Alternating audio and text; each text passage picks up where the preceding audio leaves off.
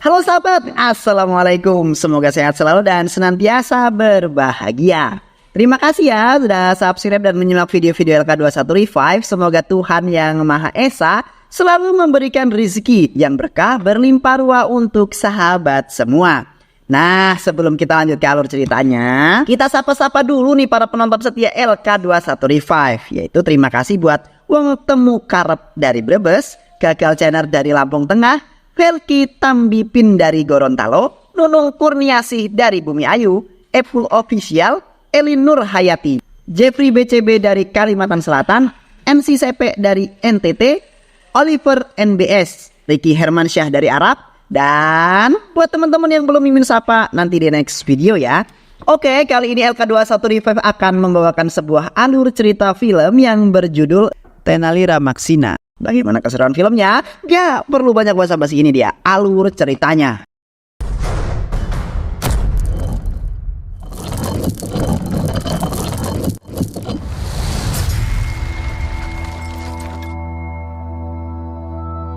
Cakravati adalah seorang pengacara terkenal yang selalu memenangkan kasus para kliennya. Kali ini ia menangani kasus yang melibatkan seorang wanita muda yang kaya dan digemari banyak orang karena sifatnya yang suka menolong. Ia juga adalah seorang politikus dan pengusaha. Wanita itu bernama Paralaksmi. Paralaksmi dituduh oleh lawan politisnya bernama Simhari Naidu. Naidu menuduh Paralaksmi membunuh seorang jurnalis bernama Bopan. Naidu ingin menjatuhkan popularitas Paralaksmi karena menurutnya Paralaksmi menghalangi karir politisnya.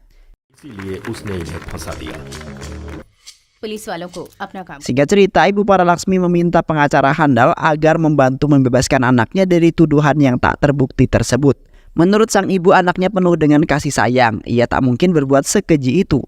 Paralaksmi adalah sosok yang suka membantu banyak orang yang lemah. Di lain sisi, film ini memperkenalkan seorang pengacara bernama Tenali.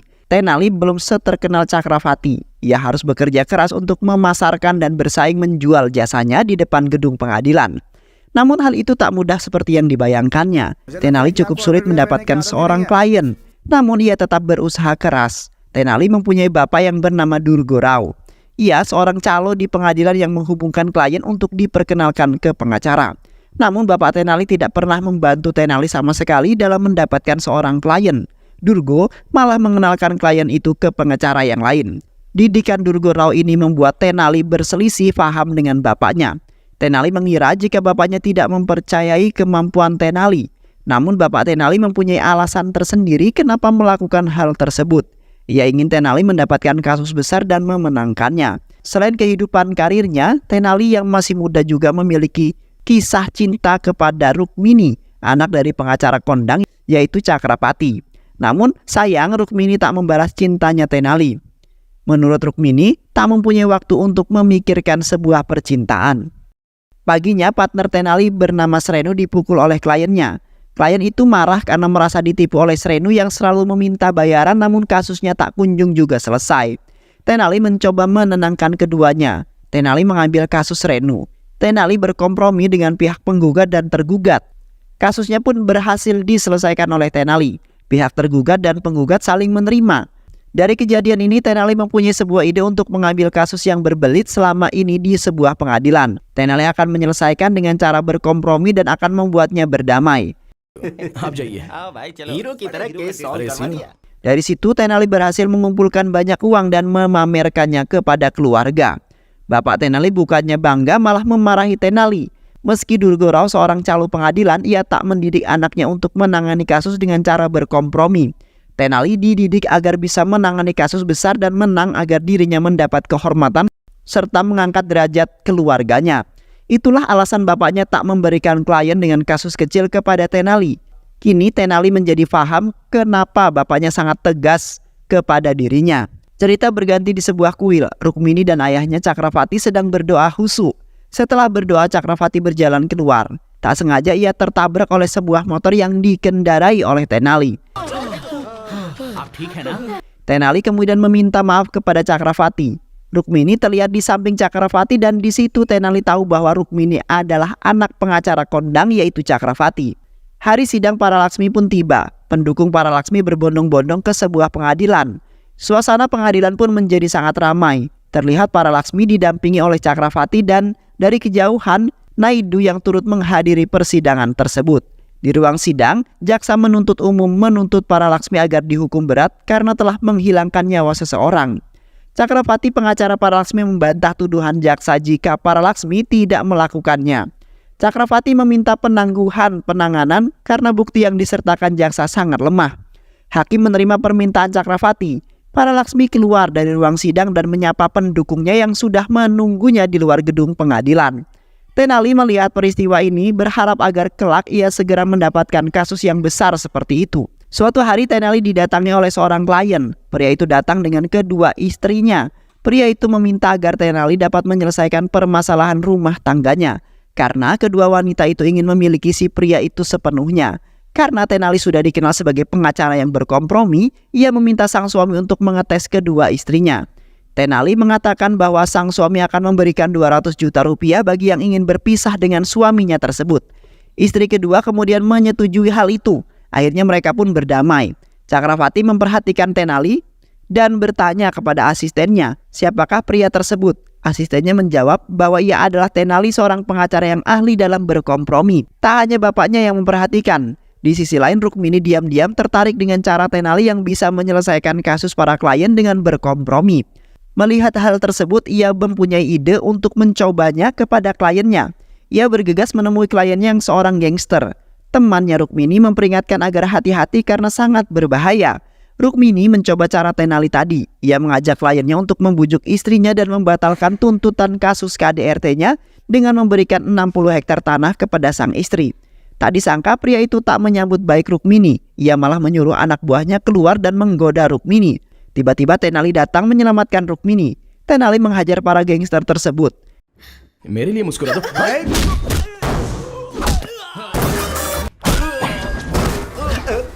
Tenali yang khawatir memarahi Rukmini yang terlalu berani mengambil resiko. Ia mengatakan bahwa kompromi bukan satu-satunya cara dan kasus pidana tak ada kata untuk berkompromi. Pria itu pantas dihukum karena telah melakukan KDRT. Paginya Rukmini menemui Tenali. Kejadian semalam membuat ia sadar dan belum mengatakan terima kasih kepada Tenali yang telah menyelamatkan dirinya. Rukmini juga mengatakan bahwa dirinya telah menaruh hati pada Tenali. Akhirnya cinta Tenali sekarang sudah terbalaskan. Ayah Rukmini yang terlihat di sana dan mendengar pengakuan anaknya kepada pria miskin itu merasa tak terima. Ia menemui bapak Tenali Durgo. Ia mencaci bapak Tenali yang tak tahu malu. Profesi calonnya direndahkan oleh Chakravarti. Tenali tidak pantas memiliki Rukmini, anaknya tercinta. Saking kesalnya melihat anaknya yang tergoda dengan Tenali, Chakravarti menampar keras Durgo. Kejadian ini kemudian diceritakannya kepada Tenali. Tenali yang kesal karena Chakravarti tak seharusnya berbuat sedemikian kepada bapaknya. Tenali menelpon Rukmini dan menanyakan keberadaan sang ayah. Rukmini mengatakan bahwa ayahnya sedang berada di sebuah perkebunan mangga. Tenali menuju lokasi yang disebutkan oleh Rukmini. Namun dia tak menemui Chakravarti. Chakravarti tak ada di sana. Rukmini membohongi Tenali. Pikir Rukmini ia akan bisa berkencan dan mengobrol berdua dengan Tenali. Tenali kemudian marah dan mengatakan bahwa ayah Rukmini telah menampar bapaknya. Rukmini kemudian syok mendengar hal tersebut. Tak lama kemudian terdengar suara mobil datang. Ternyata itu adalah Chakravarti dan juga Naidu. Tenali dan Rukmini melihatnya dari kejauhan. Samar-samar percakapan mereka terdengar. Dari pembicaraan mereka ternyata Naidu mengaku jika ia adalah dalang di balik tuduhan Paralaksmi dan tak disangka ayah Rukmini juga turut membantu rencananya Naidu dengan iming-iming imbalan 70 hektar kebun mangga. Chakravarti diketahui bahwa ia turut andil sejak awal. Chakravarti akan berpura-pura menjadi pembela Paralaksmi dan membebaskan Paralaksmi dari tuduhan tersebut. Namun juga akan menjebloskannya ke dalam penjara dengan menghadirkan saksi palsu yang sudah disiapkan oleh Chakravarti. Mendengar hal tersebut, Tenali menghampiri Chakravarti dan Naidu. Mereka kaget dengan kedatangan Tenali dan juga Rukmini. Tenali merasa kecewa dengan Chakravarti. Bagaimana bisa seorang pengacara handal dan berwibawa melakukan hal sekeji itu? Ia memang anak calo, tapi ia bangga jika ia tak menjual kejujuran dengan cara korup seperti itu. Rukmini lebih kecewa lagi melihat perbuatan sang ayah. Naidu memerintahkan anak buahnya menghajar Tenali. Ia takut rahasianya terbongkar. Bukan Tenali namanya yang tak bisa melawan. Tenali berhasil mengalahkan anak buahnya Naidu. Tenali membawa Rukmini pergi bersamanya.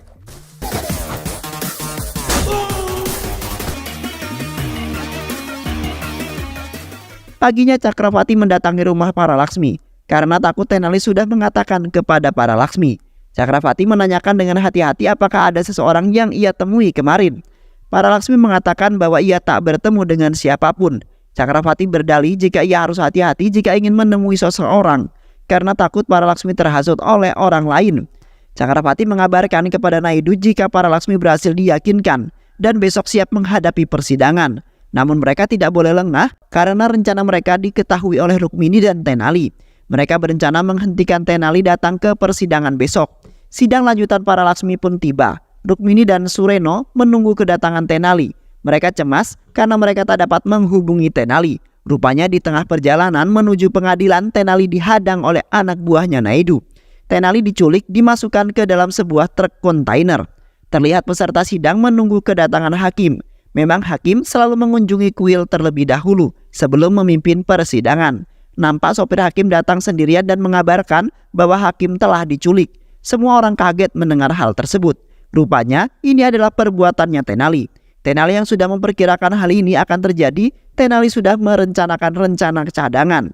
Ia meminta Sarano untuk menculik hakim itu jika ia tak kunjung juga datang di pengadilan. Dengan ketidakhadiran hakim maka persidangan tidak dapat dimulai.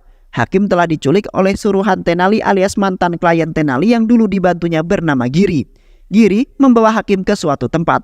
Tiba-tiba Tenali datang. Ia tak kehabisan ide. Tenali sudah mempersiapkan segala saat dalam kontainer. Ia mengeluarkan ponsel dari sepatunya dan mengaktifkan lokasi untuk pemesanan Gojek.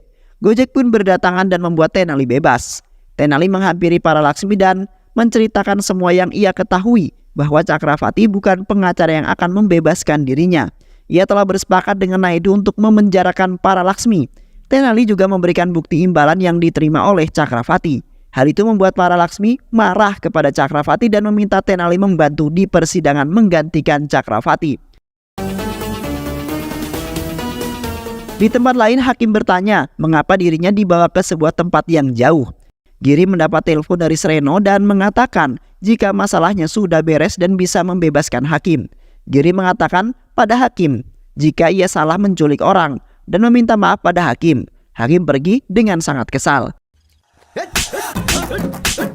Persidangan ditunda keesokan harinya. Sebelum sidang, Durga menemui anaknya. Ini adalah sidang pertamanya Tenali. Bapaknya pun menyemangati anaknya dan mendoakan agar bisa memenangkan kasus tersebut.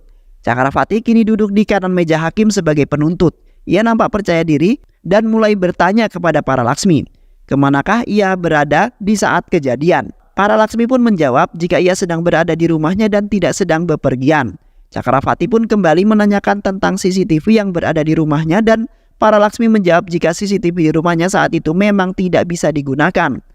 Cakravati meminta hakim untuk menghadirkan saksi. Saksi itu adalah Inspektur Kiran. Inspektur Kiran pun bercerita jika ia berada di TKP pada pukul 5:30 pagi dan baru mendapat telepon dari seorang saksi mata pada pukul 7 pagi. Pelapor itu mengatakan bahwa ia melihat seorang telah dibunuh oleh para Laksmi dan ketika mendapat laporan itu pun ia langsung menangkap para Laksmi. Tenali bertanya pada inspektur, apakah inspektur dan pelapor saling mengenal? Inspektur menjawab tidak saling mengenal. Tenali langsung bertanya lagi kepada inspektur, apakah pelapor menelpon di HP pribadi atau telepon kantor? Spontan inspektur menjawab, melalui nomor pribadi Pak. Tenali tersenyum dan mengatakan bahwa bagaimana mungkin pelapor bisa menelpon di nomor pribadi Anda sedang Anda dan pelapor tidak saling mengenal. Pihak Cakravati diam tak berkutik dan saksi selanjutnya dihadirkan di persidangan. Mereka adalah sepasang suami istri. Mereka berasal dari Dermastala dan akan pergi ke Bangalore. Menurut kesaksian mereka, saat di perjalanan dan berhenti di benteng Kondaredi, ia melihat peristiwa pembunuhan terjadi. Karena takut mereka tak segera melapor, mereka melapor dan kejadian itu beberapa jam setelahnya, yaitu sekitar pukul 7. Mereka tak tega jika seorang jurnalis dibunuh di depan matanya. Tenali pun langsung bertanya, bagaimana tahu jika itu adalah seorang jurnalis? Mereka menjawab dengan berbagai alasan. Tenali memohon kepada hakim untuk mempertimbangkan kesaksian suami istri ini. Dan Tenali membawa bukti dari CCTV rumah mereka jika pada saat kejadian suami istri ini tak sedang bepergian. Mereka pada pukul 4.20 berada di rumahnya. Atas bukti yang kuat, Tenali meminta kepada Yang Mulia untuk menghukum saksi-saksi palsu yang hadir pada saat ini dan membebaskan para Laksmi dengan sangat hormat. Hakim telah memutuskan untuk menghukum saksi palsu yang dihadirkan Chakravarti serta memberikan sanksi kepada jaksa penuntut umum. Paralaksmi pun bebas dan disambut oleh penggemarnya. Setelah persidangan, Paralaksmi menemui dan mengucapkan terima kasih kepada Tenali karena telah membantu dirinya. Tiba-tiba ada Pak Tua datang menyerang Paralaksmi. Tenali pun mengejar Pak Tua tersebut. Setelah berhasil menangkapnya, Tenali menanyakan mengapa ia melakukannya kepada Paralaksmi. Pak Tua itu mengatakan jika Paralaksmi adalah pembunuh anaknya Bopan. Dan ternyata Pak Tua itu ayah dari Bopan. Ia tak terima jika Paralaksmi bebas setelah membunuh anaknya. Tenali menenangkan Pak Tua itu dengan mengatakan jika Paralaksmi hanya dituduh sebagai pembunuh, tak ada bukti yang kuat mengarah pada dirinya. Pak Tua itu menceritakan yang sesungguhnya terjadi. Jika anaknya Bopan telah berpura-pura menjadi karyawan Paralaksmi, Bopan ingin tahu bagaimana Paralaksmi bisa mendapat kekayaan sebesar itu. Dan ternyata Bopan menemukan jika Paralaksmi telah mengambil keuntungan dengan cara yang tidak benar. Bisnis ilegal juga telah dijalankan oleh dirinya. Ia mengambil hati rakyat namun merampas uang mereka. Paralaksmi telah menipu rakyat kecil. Ketika mendapat kesempatan, Bopan merekam semua aktivitas Paralaksmi. Namun Paralaksmi menyadari jika Bopan merekamnya. Bopan kemudian melarikan diri. Paralaksmi menyuruh anak buahnya mencari Bopan dan malam itu Bopan berhasil dikepung dan dibunuh oleh Paralaksmi dengan tangannya sendiri. Mendengar cerita Pak Tua, Tenali pun menyesal mengapa ia baru mengetahuinya. Ayah Bopan meninggalkan Tenali dengan keadaan yang sangat sedih saat ia berjalan di sebuah bus menghampiri ayah Bopan. Dan terlihat seseorang memaksanya untuk masuk. Tenali melihat hal itu, langsung lari mengejar bus itu. Tenali berhasil menaiki bus tersebut. Ia kaget jika yang ada di dalam bus itu adalah Paralaksmi. Paralaksmi membunuh ayahnya Bopan di depan Tenali. Paralaksmi mengancam Tenali untuk mengabaikan semua yang didengar jika tak mau bernasib sama seperti Bopan dan ayahnya.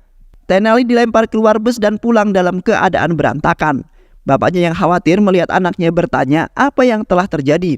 Semua yang diceritakannya kepada bapaknya durgarau. Kemudian memberi nasihat kepada Tenali jika hukum harus ditegakkan. Ia harus menghukum orang-orang yang bersalah karena itu tugas seorang pengacara. Untuk membuka kasus itu, ia harus membawa bukti yang kuat agar dapat menangkap wanita penipu tersebut.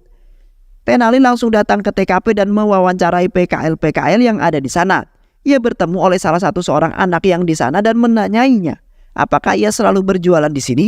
Anak itu mengatakan iya. Namun saat kejadian pembunuhan itu, ia sedang tak berjualan karena hujan yang sangat deras. Namun anak itu menambahkan jika ada salah satu keluarganya bernama Kisor yang selalu lewat di sana. Anak itu menunjukkan alamat rumahnya Kisor. Tak disangka Bapani anak buahnya Paralaksmi mengikuti Tenali dan mendengar percakapan mereka. Bapani bergegas mencari rumah Kisor namun kedahuluan oleh Tenali. Tenali menemui keluarga Kisor. Tenali bertanya apakah mereka saat malam kejadian melihat pembunuhan itu. Awalnya mereka tak mengakui, namun berhasil diyakinkan oleh Tenali jika ia akan membantunya. Bapani yang menguping dari bilik tembok segera melaporkannya kepada Paralaksmi. Paralaksmi memerintahkan untuk menangkap keluarganya Kisor dan keluarganya Tenali. Ya, ini ada rencananya Tenali. Kisor adalah temannya Bopan. Ia tak terima temannya dibunuh dengan keji. Tenali membuat rencana seolah-olah ada saksi yang melihat peristiwa malam pembunuhan Bopan. Tenali sadar bahwa dirinya telah diikuti oleh anak buahnya Paralaksmi. Situasi ini dimanfaatkan Tenali untuk memancing Paralaksmi. Terbukti Paralaksmi dan anak buahnya mengambil umpan Tenali. Saat sampai di rumah Kisor sudah sangat sepi.